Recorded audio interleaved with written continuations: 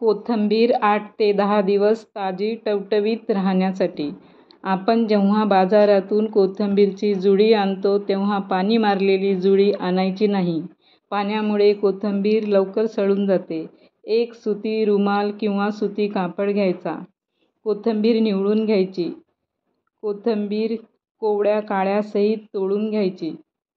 संपूर्ण कोथिंबीर तोडून अशी कोरडी झाली की रुमालामध्ये ठेवायची. एका स्टीलच्या किंवा प्लॅस्टिकच्या डब्यामध्ये हा रुमाल ठेवायचा. कोथिंबीर अशी सुटसुटीत करायची.